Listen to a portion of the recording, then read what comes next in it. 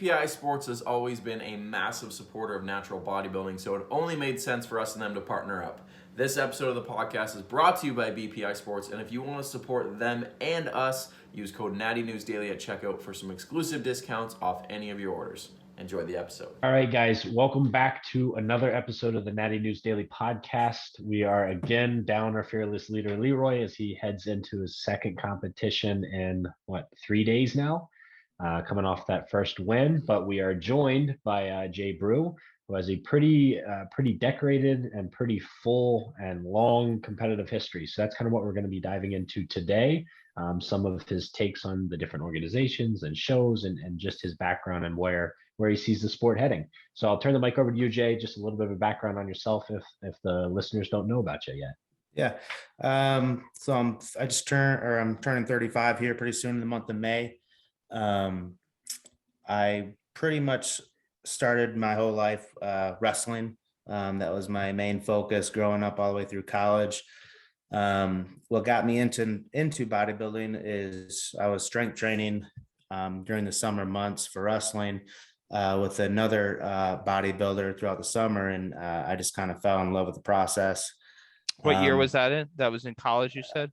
Yeah, 2008, 2009.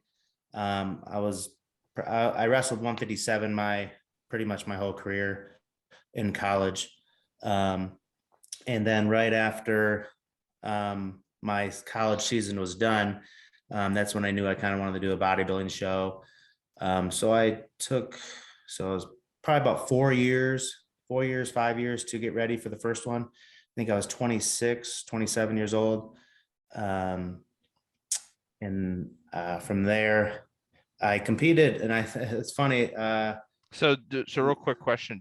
So you started bodybuilding when you were in college, but then you waited 5 or 6 years. Did you kind of know I'm going to compete, but I want to put muscle on, or where?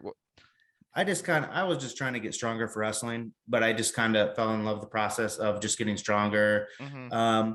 And a few body changes that I made physique wise. But I knew I wanted to do that, further down the road. So mm-hmm. Wrestling was first, and then I just love to train. So after the training, I kind of just spent 4 or 5 years just trying to getting bigger and doing as much as I can until my first show. Mm-hmm. So I think, my first show was 2013. So that was 4 or 5 years. And I did the first show was what did Leroy just do? The NMA, Natural Muscle Association. Yeah, I think I did the same show he did. It was in Rochester, New York. Joe Cristiano put it on. And that was my first show, and I won the overall. It was pretty cool. It's a good way to start. Yeah. So Leroy, if that says anything for you. Yeah. Great beginnings. Yeah, it was right in April. Because I saw that's the show he did, and I looked over, and I think it was pretty much the same show. Mm-hmm. Yep. And then 2 weeks later, I did a show in Ohio. It was an IFPA pro qualifier, and then I won the overall again. So right there, it was a tough 16-week diet, get in, get out. And, it kind of took off from there. I bet you that gave you some good confidence that, you belonged here, right? 2 big wins right off the bat, build some momentum there. Yep. It was fun. So then I took the rest of the eight months off, and then decided I wanted to do a pro show the following year, 2014. I did another about 18 week diet. Getting ready in May. I did an NGA pro show that I won against some tough guys. And then so you won your pro debut. Yes. Yep. Damn. That's really quickly. And then 2 weeks later was an IFPA show in Minnesota, Minnesota. It was the I forget what the show was. But I took 4th there, and that was a show that Sam Okinola. He won that show, and I took 4th. Another solid lineup. For 2nd, 3rd, 4th. I mean, I was right there, just kind of whatever the judges thought. So I was a newbie. When I'm first backstage against that lineup, I was like, "Holy cow!" I didn't even know if I was going to place. It didn't shake you too much after winning 3 straight and then taking a 4th. Yeah, It sounds like, I mean, Sam O'Connell is an incredible bodybuilder. Yeah. Sounds like it was a deep lineup. So. Yep. Yeah, I think there was 14. I think there's 14 guys. And there's a lot of names there. Their guys are still bodybuilding. To take 4th in the 14 guy lineup is impressive, especially in your debut season. So yeah. Soon after that, I knew from there I was kind of like, I should probably do the Yorton Cup. That's somebody. I talked to a couple guys at the show, and they said, yeah, you should probably do that in the fall. So I kind of took a good month to think about it, and put probably 20 pounds back on, kind of just coasted through, and then started another 16-week diet. And not probably the right way to do it, but when I was kind of young, it weight come back up, felt really good. And then I just kind of did another 16-week diet. And the fall show, I did the Gaspari Classic. And that's when the first time I saw Doug Miller behind stage, and it kind of just blew your mind. Yeah. I mean, I was like, dang, I need to start lifting harder. Yeah, it was kind of like, holy crap. And that lineup was, I took 4th again in the heavyweight. I was in a heavyweight class, not the lightweights, but I think Marshall Johnson was in the lightweights, and another guy who won it was in the lightweights, won the overall. And I was in the heavyweights. I took 4th. I think there was 8 heavyweights, 8 lightweights. I took 4th, and 2 other guys were all world champs too, who took 2nd and 3rd. And it was solid.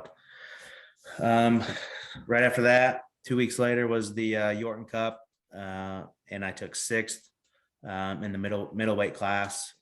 Cleveland Thomas was there. He took 2nd, and a bunch of other guys, lightweights, heavyweights. It was stacked. I think there was probably over 25 guys, 25, 30 guys. Wow. So 2014 was a big year. So was 2015. That was a solid year too. I think Brian Whitaker won that one. But yeah, that was kind of how that went, and I kind of just enjoyed it, and I knew I needed to get on to the next level. So I kind of just started learning more, as much as I can from a bunch of coaches, kind of just reading and just trying to get myself prepared until I compete again. So I competed against. Any specific coaches that were pretty influential to you back then at that time? I learned a lot from I just kind of nitpicked and just kind of what people posted, and just reading and kind of what they're doing, how they're doing. Maybe I didn't do macros at first, so why are they doing macros? How much are they cutting, or how much are they adding in? Refeeds, diet breaks. I started learning that a couple years into, or put into practice for my next show in 2020. So you took what, six years off in between there? Yeah, 6 years. So so can you explain that transition? Because I think that's valuable, because you were competing pretty frequently for a while, and then you took a 6-year off season. Why was that? What was the value in that?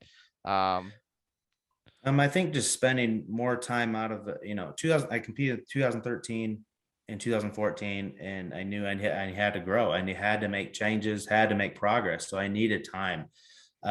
6 years in my late 20s, early 30s. I mean, that's just your prime. And I competed in 2020, and I plan to probably take another 6 years off and competing until I'm 39 or 40.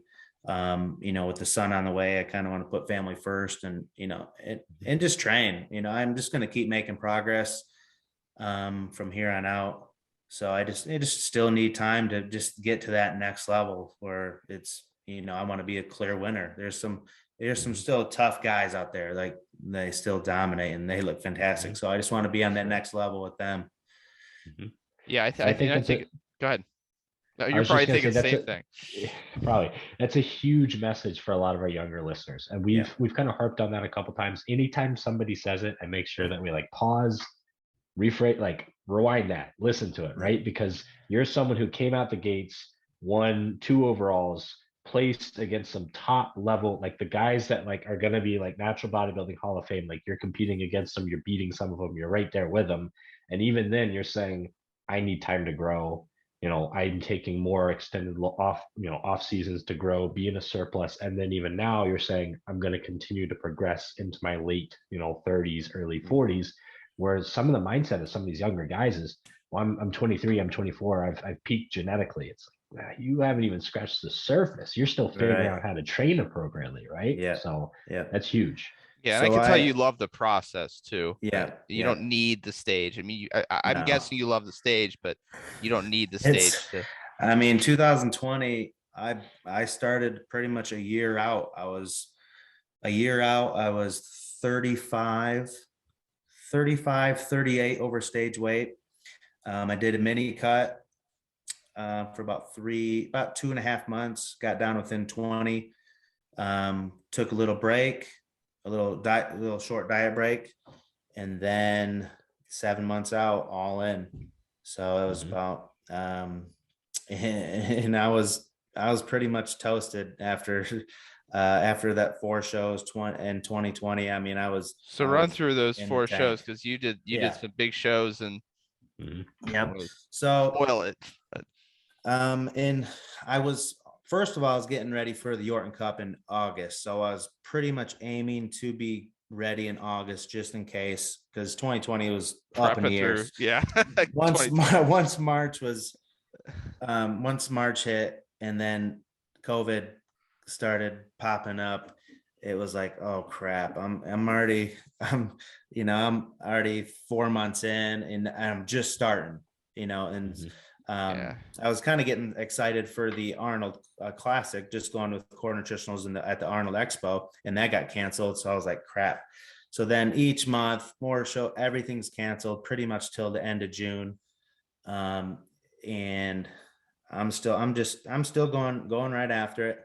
Training through COVID. I had my middle school gym that I worked out with, and then for 2 weeks at the end of our 8-week lockdown in Tennessee, I trained at a Anytime Fitness. They let me in, so that was pretty cool. But it was fine. I had no problems working out, so that was good. So I was talking to Mark, the promoter of Mr. America, in pretty much June, July. He was like, so far, 100%. We're committed. We're going to do it. So I felt pretty confident in him. And once July hit, he's like, yeah, this is 100%.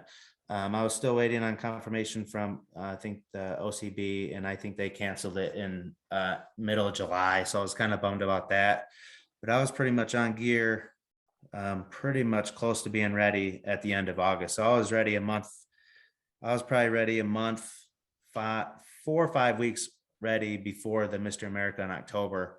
So that gave me a good time to practice some rapid backloads. I had Carl Frady, then one of the general managers at Nutrition Corners, and big time friend of Doug Miller's. He kind of helped me prepare. So we did 3 rapid backloads in September kind of just getting some studies down and see what works best. And it was each week it was more, dude, you need more. So I was I was feeling good for the month of September, eating. I think my last carb up was like it was 900. We did last one was 900. We did 600, 800, 900 for 3 weeks, and the more the better. So you found out like 600, okay, didn't spill, 700 didn't spill, 800 didn't spill, and like 900. Okay, that's nice. Yeah. That's the benefit of being ready early, right? You get to experiment, you get the data instead of just hoping, because there's so many different protocols for peaking, right? And if this is your first peak, your first competition, you have no idea what's going to work for you. So it's like you just prep for an entire year to guess pretty much. Right. And I definitely enjoyed eating that much. That was I look forward to every Friday, and I look forward to every show, because I was like, yes, I'm gonna smash food. It was just Cheerios and potatoes, and it doesn't matter at that point. Food, it was anything. delicious. It was delicious. So the first show, Mr. America, October 10th or 8th or 9th.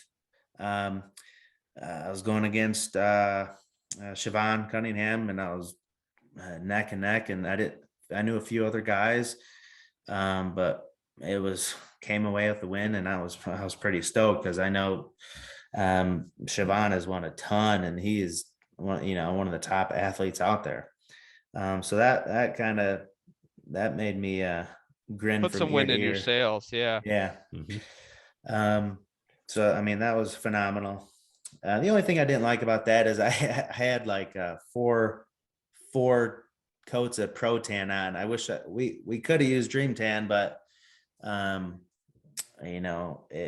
you just can't use in the hotel or not. You got to put it on, before you come in. I would have liked to see my color in that stage lighting. When the pre-judging, my color held really good, and then I think 6 hours later, 4 or 5 hours later, when we did the awards, my color kind of wore off, but it worked. I can't complain. See what next show I did 3 weeks later. So it kind of I was excited for the IPE Worlds, but I knew it was just the grind. 2 weeks I was fine, and the third week the peak week, I was finally kind of like getting ready for another show. So we kind of just did another rapid backload. We actually did a little more carbs. I think we did 1,000, and came away with another win. I think Carl Sievert. Yeah. I competed against him for the overall. I was in the lightweights, and he was in the heavyweights. So that was a fun overall win, and going against him. And he's a freaky looking bodybuilder, if people don't know who he is. Real Shreddy Krueger on Instagram. Carl Sievert. Yeah, that was fun. And he is a monster. So I mean, that was another just awesome win. Grinning from ear to ear once again. I think that was 2 weeks. And then the next show, I was talking to one of the judges at the IPE Worlds, and one of the judges said, "Hey, you need to commit to going to the Olympic, or the the Natty Olympia." Yep. And I was like, all right, I think that sounds a good idea. So I still kept the diet, and about a week later, bought the plane tickets, and I qualified through the Mr. America. So that was pretty cool for the Natural Olympia. So I gave it a run at it, and I didn't know, I really didn't know even who was going to be there, but he said, "Hey, you have a chance to win it." I was like, all right, that sounds, that's pretty cool coming from a judge. And so it was a 3-week grind, and I was feeling. You've been holding condition for a long time. Yeah. I was, when I'm looking back, I was feeling good till IPE Worlds. It was Mr. America, 2 weeks later, IPE Worlds, I was feeling good. that following week, I hit a wall like no other. It sucked. I was, food was pretty much staying steady. It was low, and I just kind of kept that holding on. Cardio stayed the same. I just kind of repeated what I did, getting ready for, prior to, but that 3-week grind, that till November 10th, that was hard. But once that peak week hit, I kind of hit some adrenaline running, and, going out to Vegas, that was fun.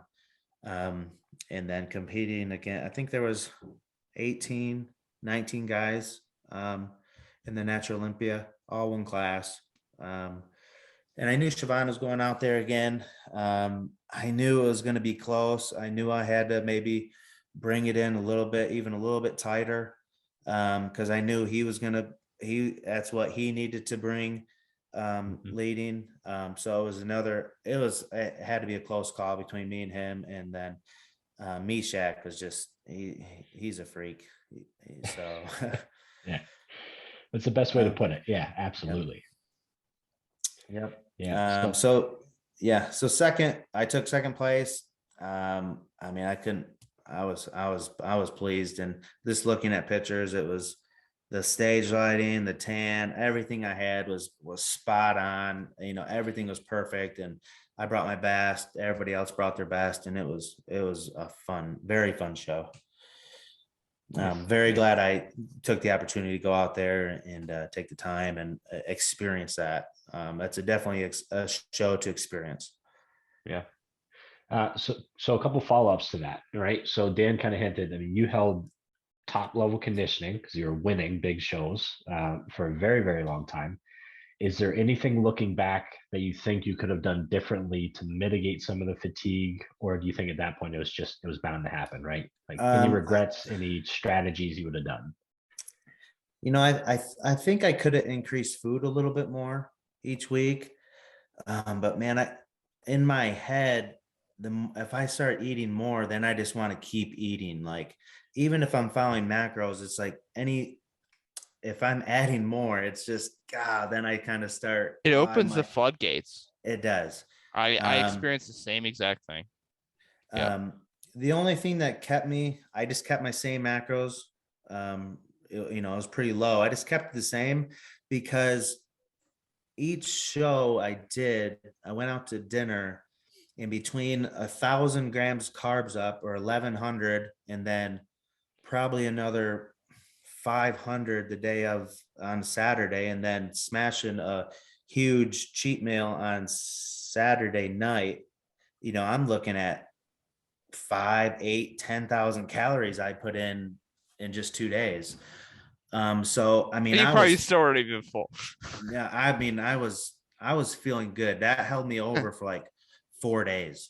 Like, I was feeling good for 4 days after that. So I just kind of stuck to the diet, and each show I was kind of glad I did so many shows, because it just I was eating like 5,000-10,000 calories for 2 days, and it just felt good, and it just held me over to the next one. Okay, so you almost see it as like a benefit then, right? Versus having just 1 or 2 shows that are very well spread out. Yeah, they'd rather kind of get in, stay in that tunnel, and then get out when you're done, for sure. And honestly, I looked. I think after Olympia, after that huge cheat meal Saturday night, and carbs all day long Friday, Saturday, I mean, I looked awesome Sunday morning too. So you can handle a lot of food, then obviously. If you are extremely lean, I think you can handle a lot more than you think. I think if you are a little watery or something, you just got to have a good pump up. Go work out a little bit. Get you ready. Get blood moving. Yeah. Yep. Yeah.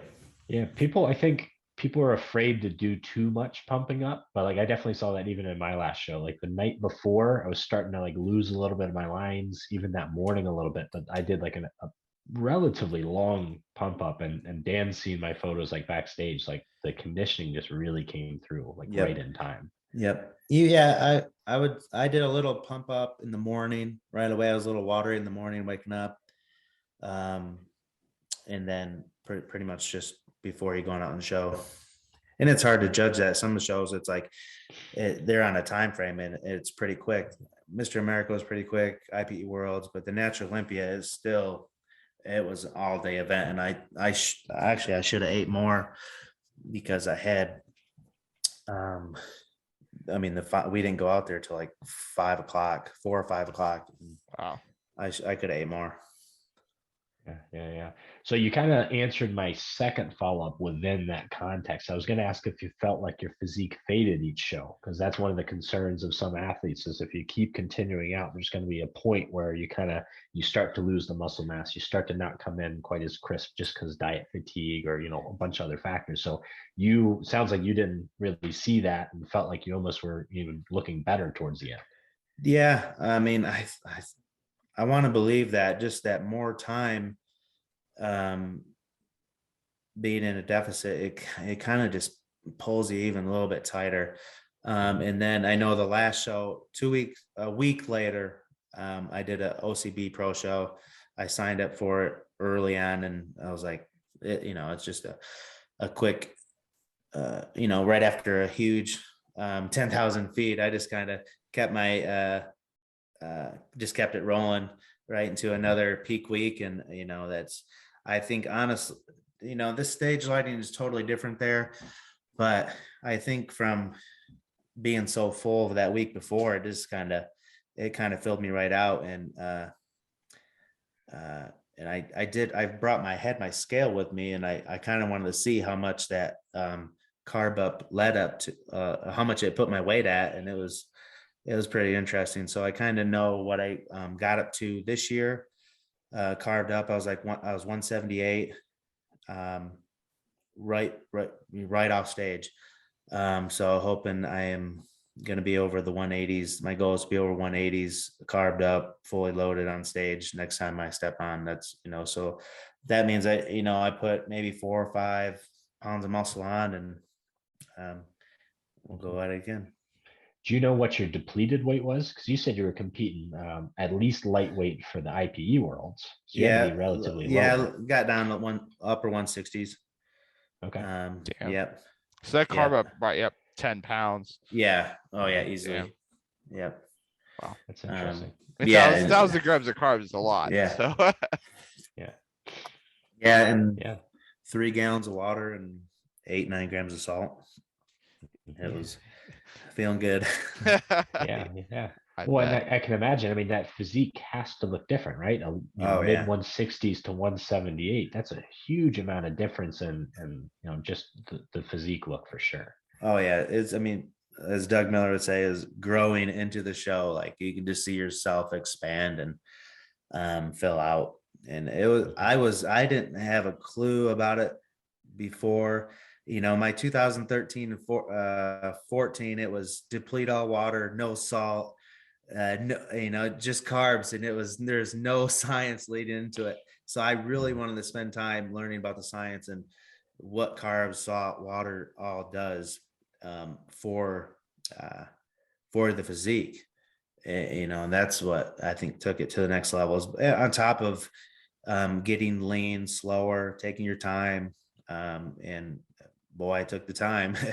Yeah. You were lean first, and then you worked the peak. Yeah. The peak is obviously did a lot for you, but it's it's not a magic pill that could get you lean in 2 days. No. So, but I also the only other James, did you have something else before I transition? So I wanted to get your take on how you see. You competed in a lot of different organizations, a lot of the top events. Natural bodybuilding to a certain extent is pretty fractured in terms of, we, like you said, like we talked about, we've got all these different organizations.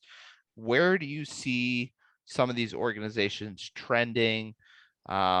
Which shows do you think are going to be the big shows, 5-10 years from now when you compete again?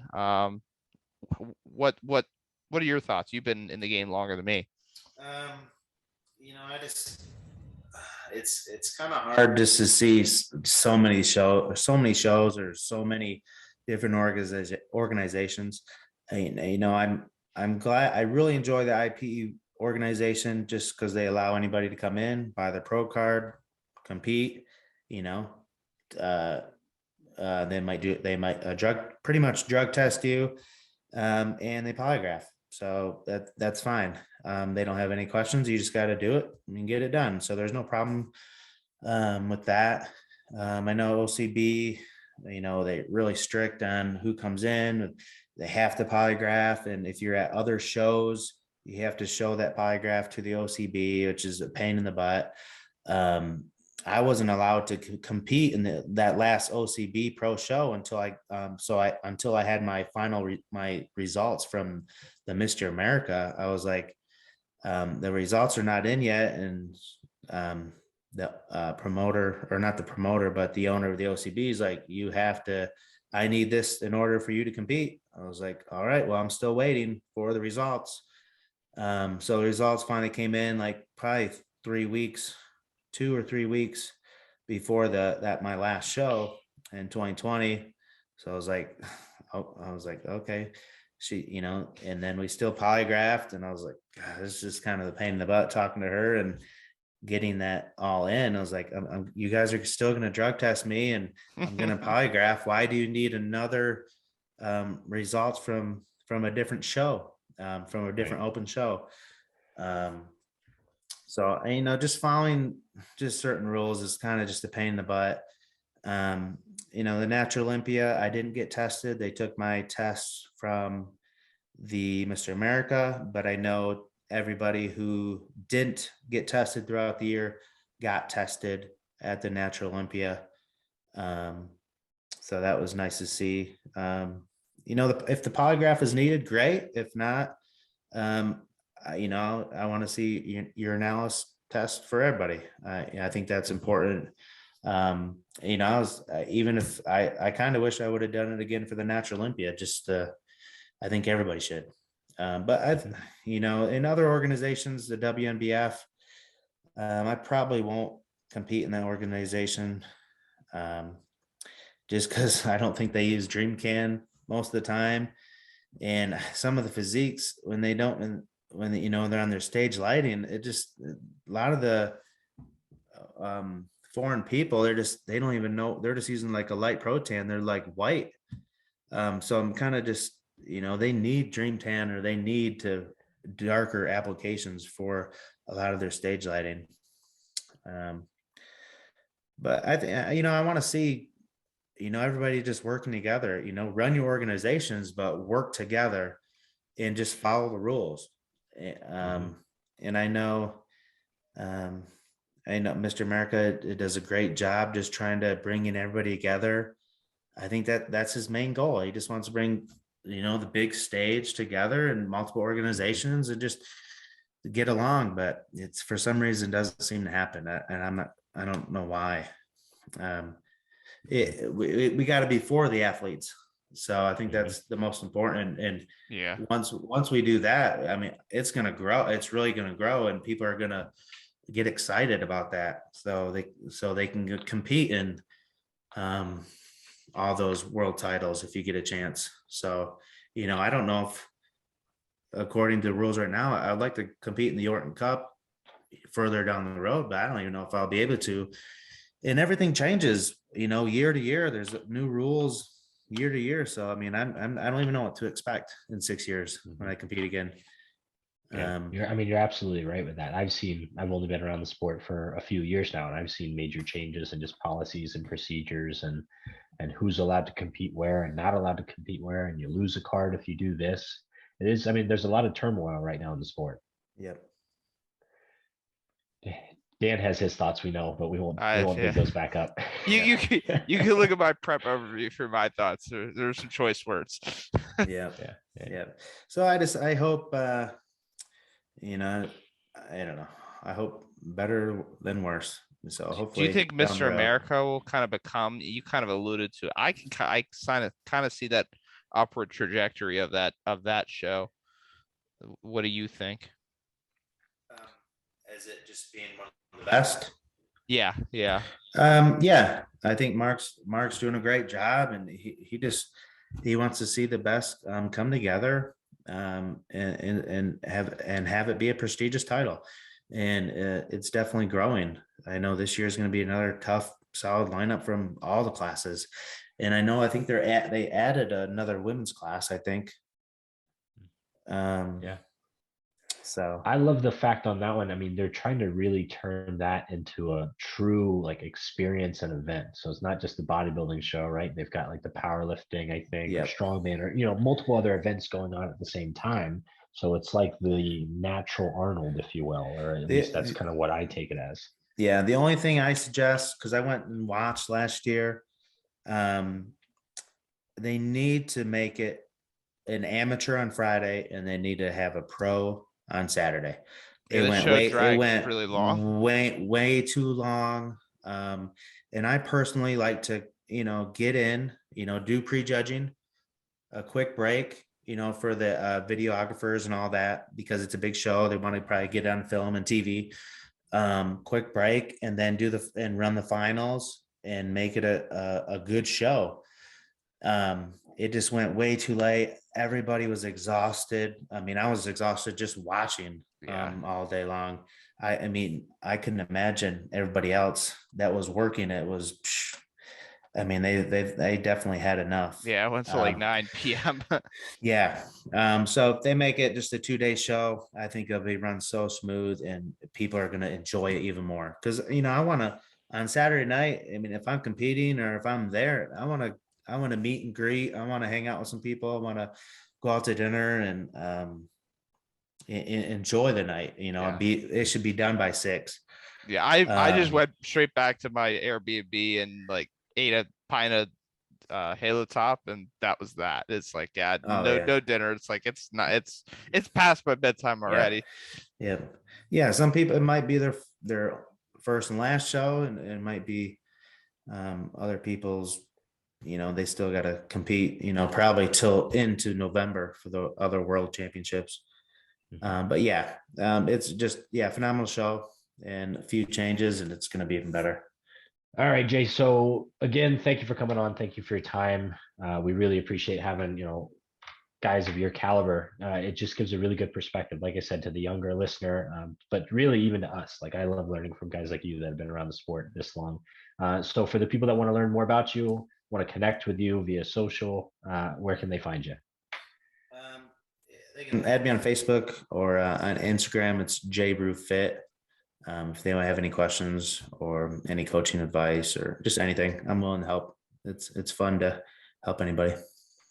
Yep. And we'll plug that core sponsorship as well, right? What's the code there? Yeah, the code is JBREW. So 20% off all core nutritionals, America Labs, America Energy through the core nutritionals website.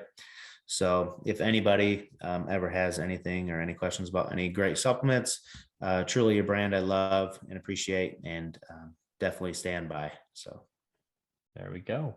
All right. Well, that about wraps it up for another episode of the Natty News Daily podcast.